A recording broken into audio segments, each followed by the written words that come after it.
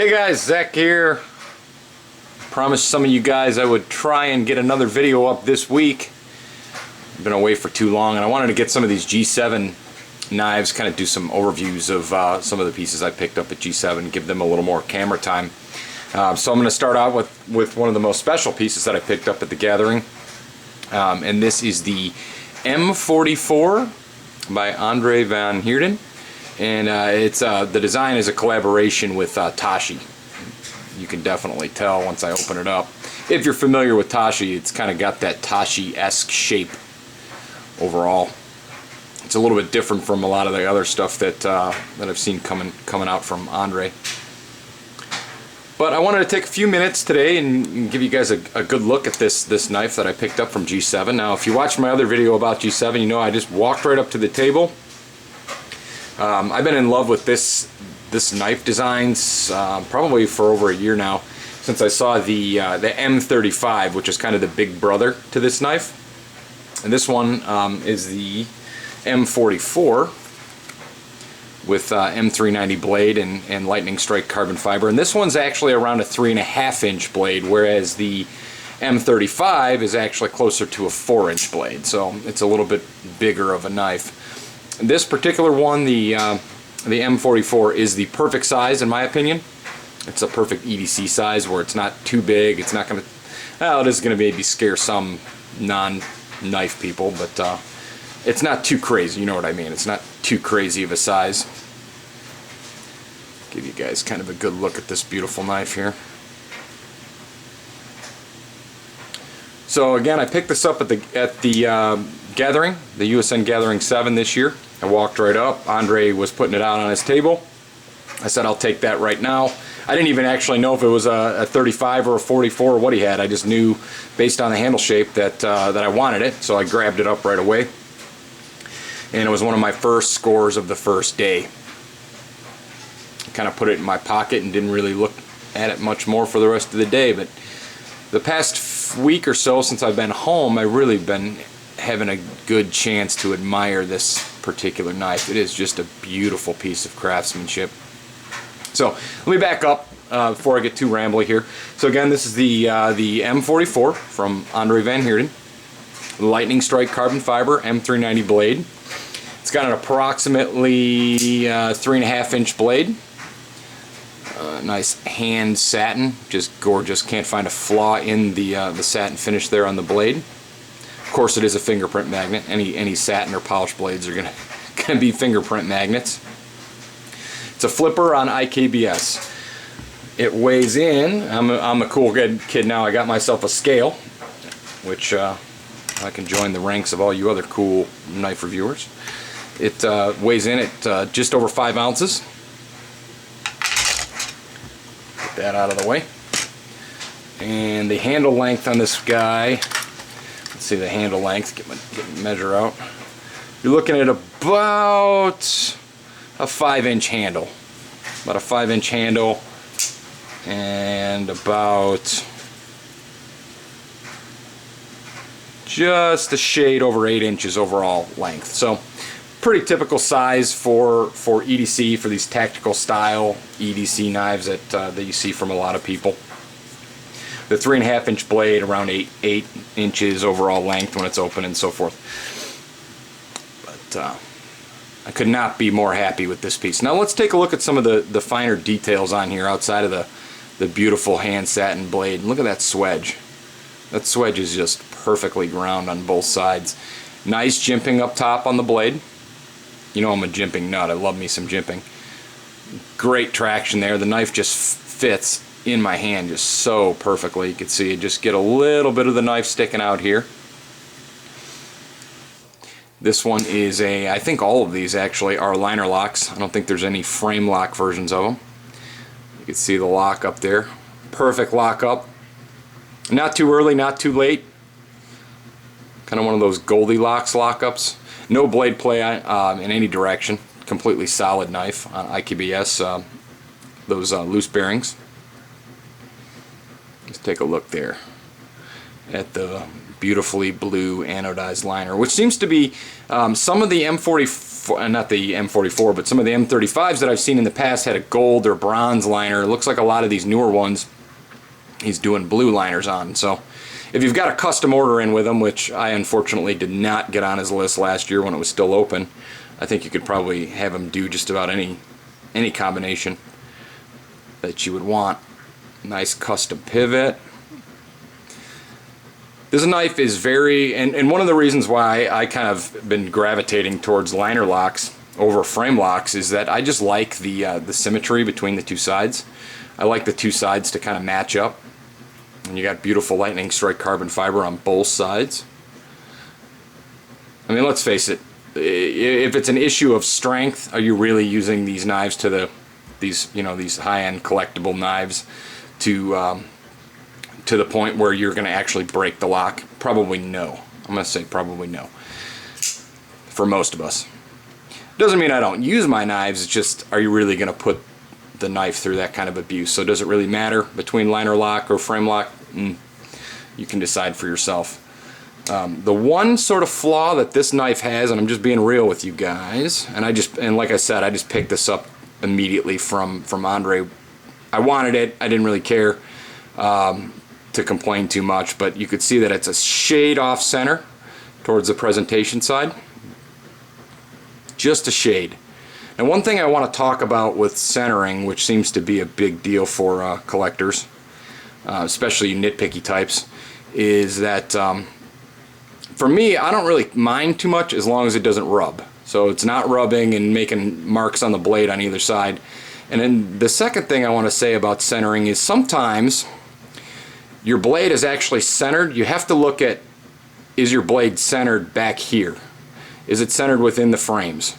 Because what'll happen is sometimes, and maybe I can get it to focus here on the tip, the actual tip, the secondary bevel, will be ground, there'll be a little bit more of a bevel on one side right at the tip, and that'll give the illusion that the blade's actually off-centered when really it's not. And you can see it's pretty close. It's not too far off, but you could see what I'm saying there, I think. Let me get something white here. Maybe I can get her to focus.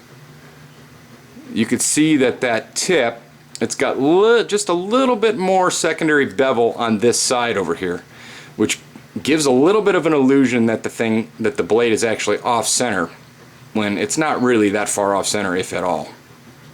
So something to keep in mind, guys, when you're scrutinizing knives and you hear people complaining or bitching about lock stick and centering and this and that and everything else. And I get it, these knives are expensive. You want them to be perfect, and they should be, and they should be, for all intents and purposes, they should be perfect for what we're paying for them. But for me, I'm just not a super nitpicky guy.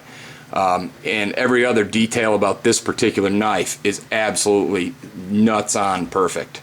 There's not a single other flaw in this. The carbon fiber has no voids at all.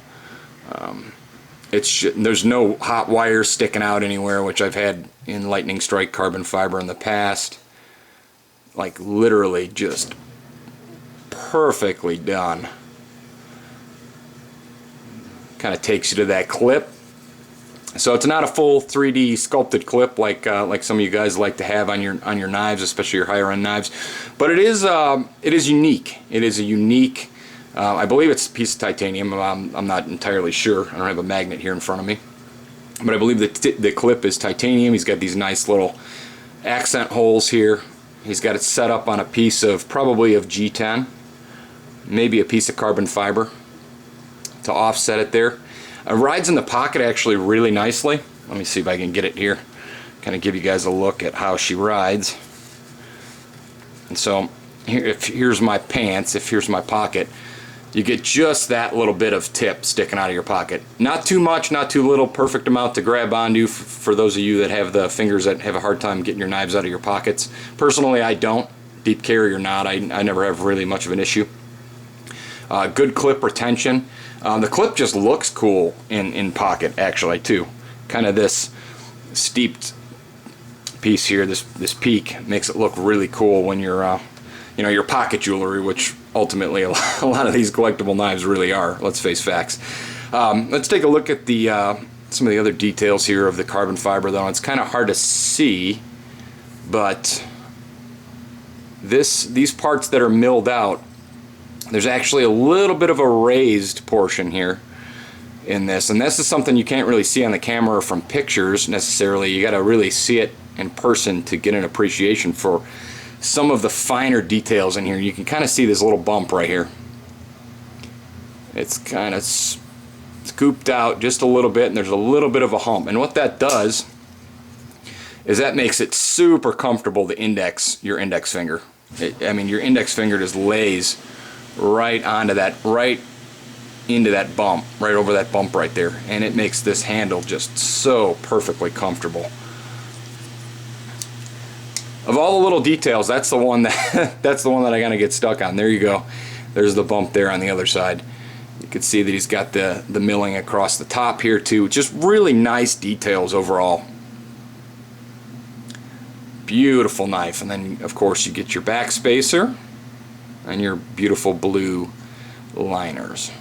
Nice little bit of jimping on the flipper tab. You don't really need that jimping there too much. You can kind of just get a hold of it and it flips right open. The knife is incredibly smooth. It hasn't been fully broken in yet. I have been flipping it a little bit here and there, but geez, just perfect D10 action. Not too hard, not too light. One of those Goldilocks D10s. Sets it right down in there. Not much more to say except for, yeah, if you can get some work from Andre at around what his table price is. His table price on these is around $750 ish.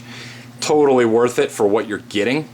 I mean, I'm seeing, and I'm not going to call out any names, but I'm seeing mid-techs from a variety of different people out there in the low to mid 600s, anywhere from mid 5s to mid 6s.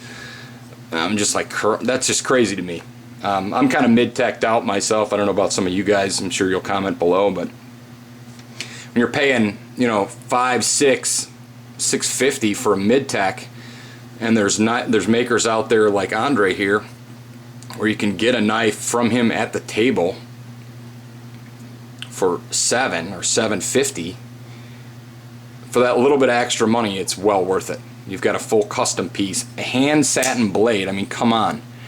I'm sure if you did one of these in stonewash, save some of the work, these knives would be back down in the 600s, which would be well worth it in the current knife market as it stands today. Some size comparisons, just so I can get it on camera. Here's my Kirby Lambert Dauntless. So it's about the same size as the Dauntless. Flips pretty much a lot like the Dauntless too. The Dauntless is a little bit smoother, but of course I have been playing with it quite a bit since I've had it here for most of the year. Here's the regular Mark IV Dauntless from Tad. Give you a size comparison there. You can see it's about the same size handle. So you're looking at kind of what I would call a mid-size, which is about the perfect size EDC. At least for me, that's a perfect size EDC knife. How about open? Take a look at them open here. So there you go. Very similar. And the camera's giving you a little bit of because of the camera angle. But if you're looking at these straight down, you're going to notice that they're basically the same size overall.